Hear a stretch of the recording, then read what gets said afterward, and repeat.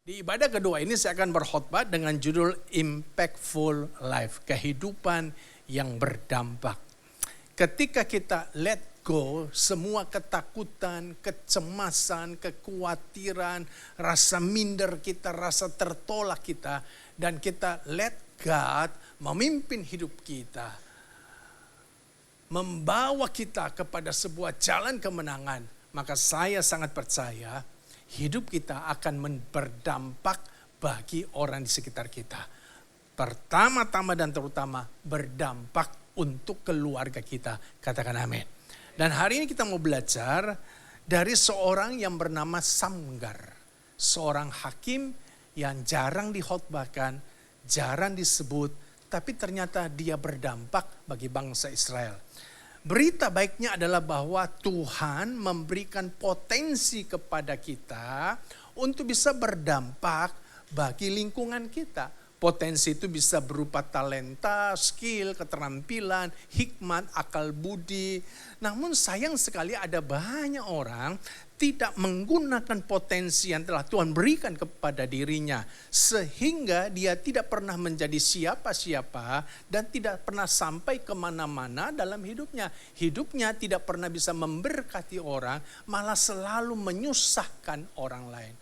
Ada banyak orang Kristen sama seperti seekor belalang yang ditangkap oleh seorang anak kecil lalu dimasukkan ke dalam kotak. Dan ketika belalang itu dimasukkan ke dalam kotak, dia berusaha melompat untuk keluar dari kotak itu. Dan ketika dia melompat, maka dia merasakan sakit di punggungnya. Kenapa? Karena punggungnya pentok pada pintu kotak itu, tutup kotak itu. Semakin tinggi, semakin keras dia melompat, semakin sakit dia merasakan di punggungnya. Lama-lama dia jadi kapok dan tidak mau melompat lagi yang tinggi. Memang tetap melompat, tapi melompat seadanya saja. Dan rupa-rupanya karena itu berbulan-bulan, bertahun-tahun membentuk tabiat, membentuk karakter. Dia menjadi belalang yang tidak lagi bisa melompat tinggi. Satu hari dia dikeluarkan oleh anak kecil itu ke alam bebas. Dan waktu dia di alam bebas, dia melihat ada begitu banyak belalang-belalang yang melompat tinggi dan melompat jauh. Dan dia heran, kok mereka bisa lompat tinggi dan jauh?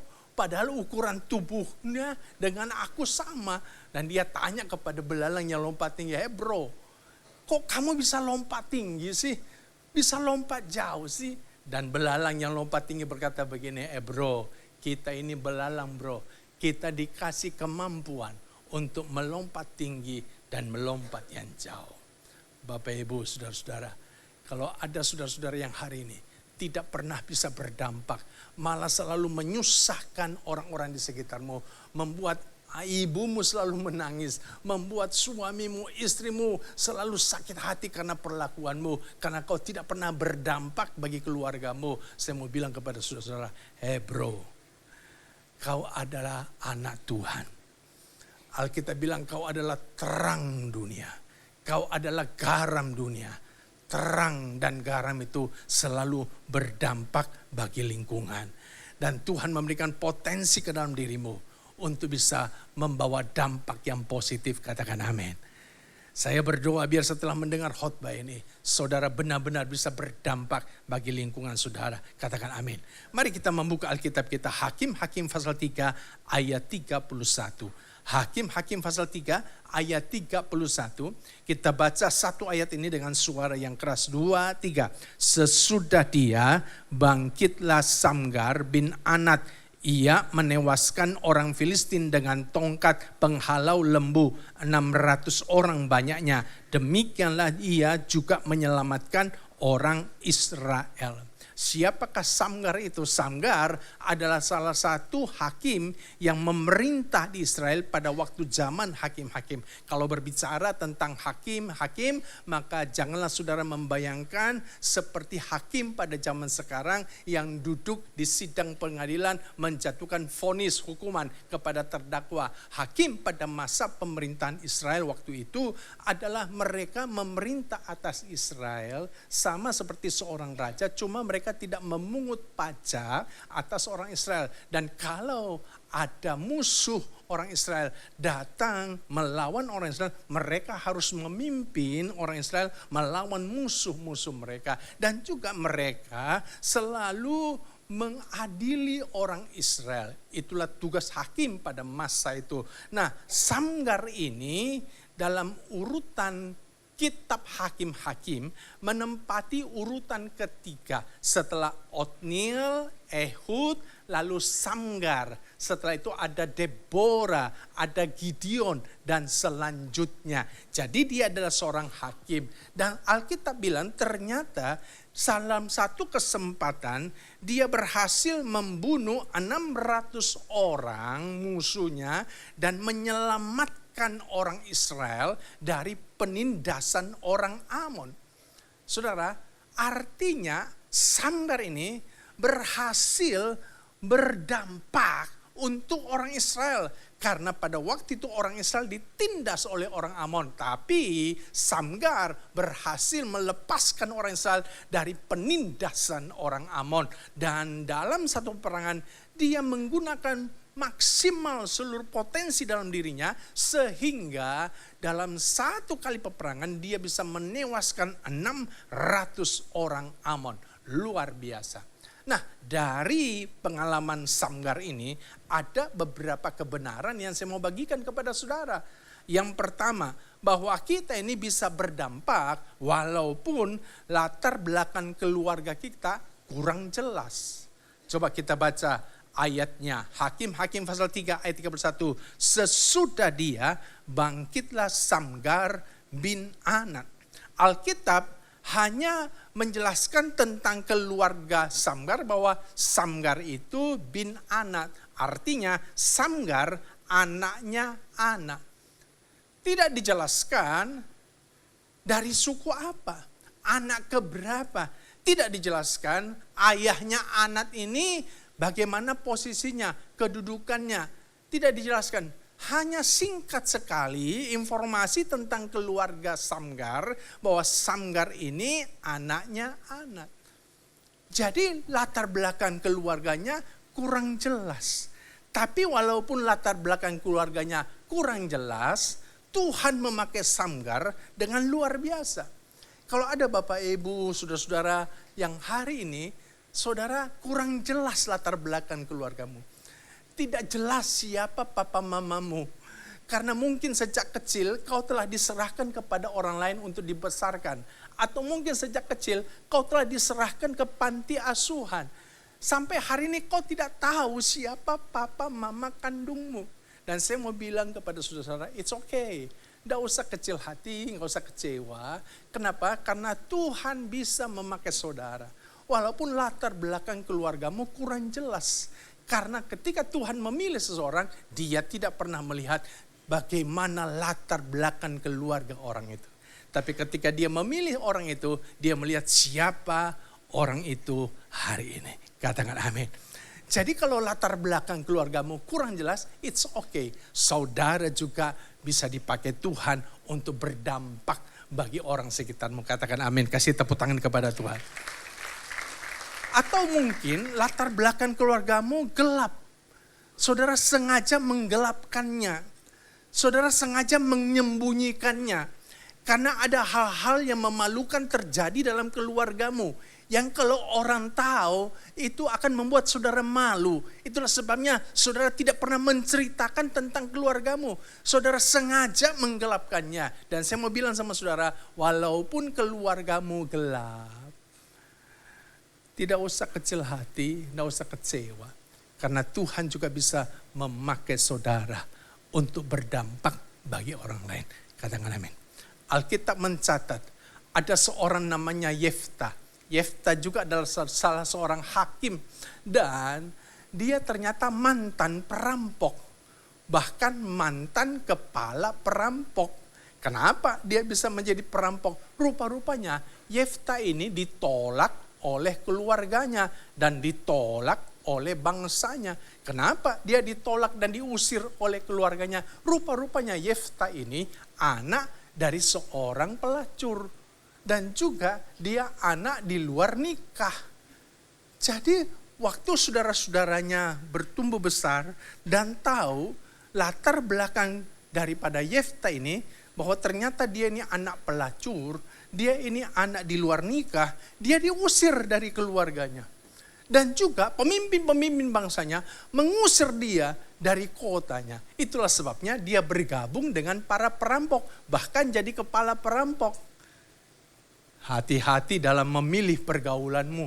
Kalau tiap hari saudara bergaul dengan perampok, lama-lama kau jadi perampok. Kalau tiap hari kau bergaul sama penjudi, lama-lama kau bisa jadi penjudi. Minimal uangmu dipinjam sama penjudi. Tapi kalau tiap hari kau bergaul sama pendeta, lama-lama kau bisa jadi pendeta. Minimal jadi besannya pendeta. Atau jadi mantunya pendeta. Jadi hati-hatilah dalam menjaga pergaulanmu. Yefta karena tiap hari bergaul sama perampok, jadi kepala perampok. Tapi walaupun latar belakangnya gelap seperti itu, Tuhan memakai Yefta dengan luar biasa. Karena dia membebaskan bangsa Israel dari penindasan musuh-musuh bangsa Israel. Kalau saudara punya latar belakang keluarga yang gelap, tidak jelas, saya mau bilang kuatkan hatimu. Karena Tuhan melihat siapa kau hari ini. Kalau hari ini engkau adalah orang yang selalu mengandalkan Tuhan. Dan membiarkan Tuhan memimpin hidupmu. Kau hidup cinta Tuhan, takut Tuhan. Tidak ada yang mustahil. Tuhan bisa memakai saudara untuk berdampak bagi orang lain. Kasih tepuk tangan kepada Tuhan, haleluya. Yang kedua, dari Samgar kita belajar bahwa kita ini bisa berdampak walaupun kita hanya orang biasa saja. Coba saudara perhatikan ayat 31 berkata begini. Sesudah dia bangkitlah Samgar bin Anat. Ia menewaskan orang Filistin dengan tongkat penghalau lembu. Alkitab berkata Samgar menewaskan orang Filistin dengan tongkat penghalau lembu. Tongkat penghalau lembu itu adalah semacam sebuah tongkat yang panjangnya 2,4 meter, tongkat kayu yang di ujungnya dikasih pengait dari besi yang runcing. Dan itu yang suka dipakai oleh Samgar. Karena kemana-mana dia membawa tongkat penghalau lembu, maka penafsir Alkitab ada yang menafsirkan bahwa dia ini adalah seorang peternak. Kenapa? Karena dia bawa tongkat penghalau lembu untuk menghalau lembu. Ada juga yang menafsirkan bahwa dia ini adalah seorang petani. Kenapa? Karena biasanya seorang petani kalau membaca maka dia akan bawa tongkat penghalau lembu untuk menghalau lembu yang menarik bacanya. Ada juga yang berkata mungkin dia seorang penggembala. Penggembala lembu tentunya karena dia bawa tongkat penghalau lembu. Kalau sudah perhatikan peternak, petani, gembala, ini orang-orang biasa. Ini bukan orang yang punya posisi yang hebat di masyarakat waktu itu. Jadi Samgar ini bukan seorang keturunan bangsawan, dia bukan seorang raja, dia bukan seorang panglima, dia bukan seorang tentara, dia hanya orang biasa saja. Tapi walaupun dia orang biasa, Tuhan pakai dia dengan luar biasa. Katakan amin. Apakah saudara hari ini orang biasa saja? Ibu rumah tangga biasa, karyawan biasa, atau mungkin saudara ini hanya pengerja biasa saja, tidak punya posisi jabatan yang hebat, saudara mungkin tidak punya pekerjaan yang wow begitu, biasa-biasa saja hidupmu. Jangan saudara kecil hati, karena walaupun saudara orang biasa, kalau saudara biarkan Tuhan memimpin hidupmu, saudara bisa berdampak dengan luar biasa. Kasih tepuk tangan kepada Tuhan. Haleluya. Prinsipnya adalah kita harus belajar setia pada perkara kecil. Kalau saudara karyawan biasa, tapi saudara setia pada perkara kecil, nanti satu hari Tuhan akan promosikan angkat hidupmu. Kalau saudara pengerja biasa, tapi saudara setia pada perkara kecil, satu hari nanti Tuhan angkat engkau menjadi seorang pemimpin yang luar biasa. Prinsipnya harus setia pada perkara yang kecil. Matius 25 ayat 21, maka kata tuannya itu kepadanya, baik sekali perbuatanmu ini, hai hambaku yang baik dan setia. Engkau telah setia dalam perkara kecil, aku akan memberikan kepadamu tanggung jawab dalam perkara yang besar. Jadi ini menjadi sebuah prinsip yang penting. Kalau kita ingin menerima tanggung jawab perkara yang besar, harus setia pada perkara yang kecil. Daud hanya gembala kambing domba. Berapa ekor kambing dombanya? Hanya 2-3 ekor. Ini gembala biasa ini. Remaja gembala biasa. Tapi karena dia setia menggembalakan kambing dombanya, Tuhan percayakan dia untuk menggembalakan umat Israel. Menjadi raja Israel. Loh Pak Pendeta, bagaimana kita tahu ini Daud setia pada perkara kecil? Iya, karena waktu dia menggembalakan kambing dombanya yang hanya 2-3 ekor itu, dia bertanggung jawab menggembalakan kambing dombanya. Bagaimana kita tahu dia ini orang yang bertanggung jawab pada tugasnya? Kalau misalnya satu hari dia lagi gembalakan kambing dombanya itu, ada singa beruang datang menerkam salah seekor kambing dombanya, apa yang dilakukan oleh Daud? Apakah dia lari? Tidak. Sebagai bentuk tanggung jawabnya, dia kejar singa beruang itu. Dia bertarung dengan nyawanya untuk melepaskan singa dan beruangnya. Begitulah tandanya orang yang bertanggung jawab. Saudara, kalau saudara mau dikatakan orang yang setia pada perkara kecil, bertanggung jawablah pada tugasmu. Yang mungkin tugasmu tidak besar, tugasmu sederhana, tapi bertanggung jawablah. Tuntaskanlah tugasmu, all out dalam mengerjakannya. Katakan amin. Nah, banyak kali kan kita ini dikasih hal-hal kecil, kita sepelekan. Kita tidak kerja sungguh-sungguh. Kita selalu berpikir nanti aja kalau saya dapat tugas yang besar baru saya sungguh-sungguh. Kalau saudara tidak sungguh-sungguh waktu dapat tugas yang kecil, jangan harap saudara akan dapat tugas yang besar. Jadi prinsipnya sederhana sekali. Waktu saya pertama kali masuk seminari, tahun pertama di seminari, saya melayani sebuah gereja kecil. Waktu saya tiba di gereja itu, maka saya tanya, apa tugas saya? Ternyata tugas saya bukan berkhotbah. Walaupun saya sudah sering berkhotbah, tapi karena saya dianggap sebagai mahasiswa seminari, pemula, tidak bisa berkhotbah saya. Saya ditugaskan ngepel, bersihin ruangan, bersihin WC, toilet. Itu tugas saya. Jadi setiap hari Sabtu, setelah selesai kuliah, saya harus berangkat ke gereja itu. Dan saya kerjakan tugas saya. Saya bersihkan gereja, ngepel gereja. Saya lap itu mimbar. Nggak ada debu sama sekali. Saya lap dengan sepenuh hati. Saya lap itu kursi-kursi. Kursi-kursinya itu bukan kursi seperti ini, tapi dari kayu, bangku panjang. Saya lap setiap bangku. Bersih, gak meninggalkan lebu. Pintu jendela saya lap. Dan saya melakukannya dengan sukacita. Gak ada sungut-sungut. Saya sikat toilet. Gak ada sungut-sungut. Saya mengerjakannya dengan sukacita. Satu ibadah, selesai ibadah minggu siang. Ibu gembala bilang begini sama saya, Hengki, ini habis ibadah, ini pengurus-pengurus pada makan. Tidak ada yang cuci piring. Kamu yang harus cuci piringnya sampai bersih. Dan sejak hari itu tugas saya bertambah. Jadi tukang cuci piring. Dan saya mengerjakan dengan sukacita. Gak ada sungut-sungut sama sekali. Saya tahu saya harus setia pada perkara kecil. Saya harus all out sepenuh hati mengerjakannya. Karena yang menilai saya bukan Bapak Pendeta. Yang menilai saya adalah Tuhan yang tidak kelihatan itu. Dan hari ini saya diberikan tanggung jawab yang besar.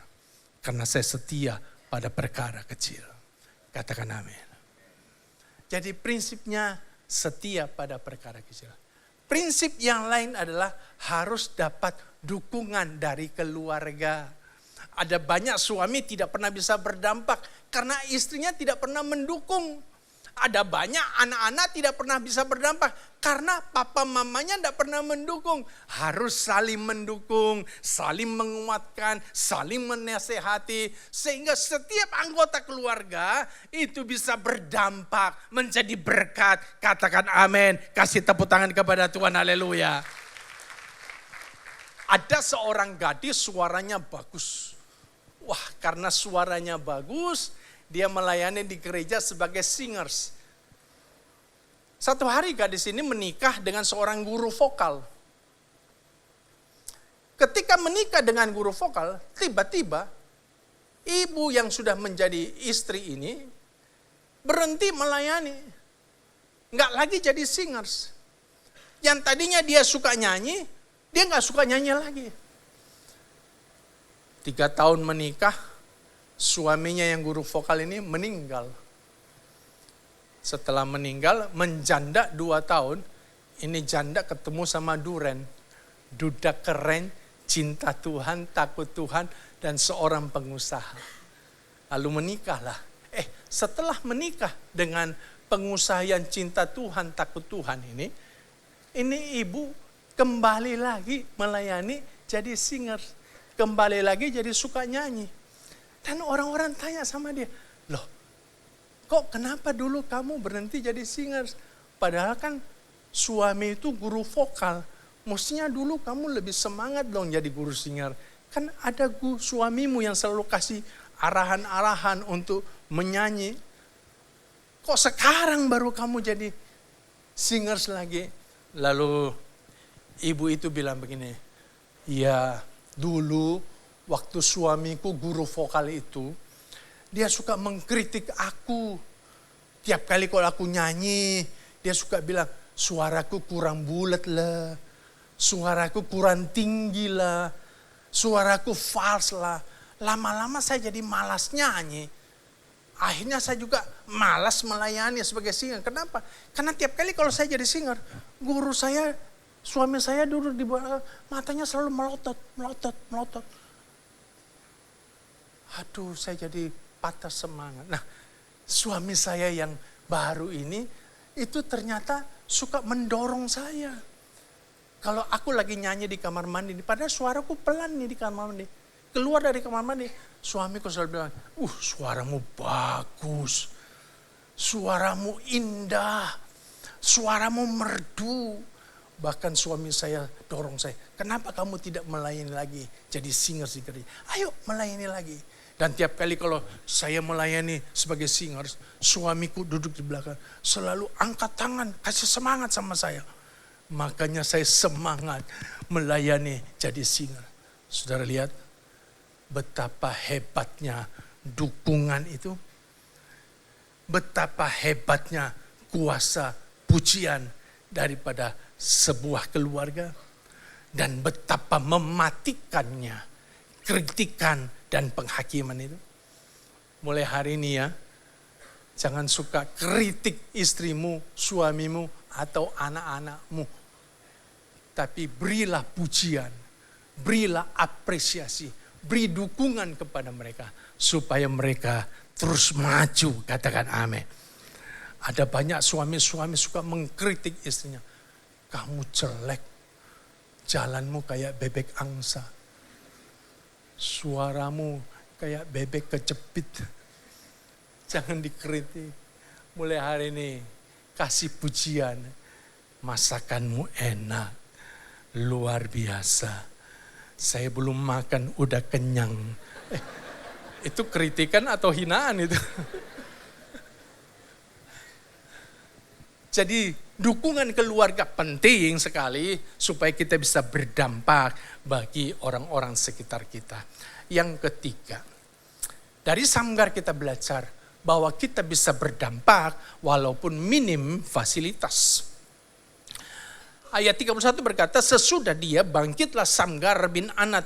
Ia menewaskan orang Filistin dengan tongkat penghalau lembu, 600 orang banyaknya.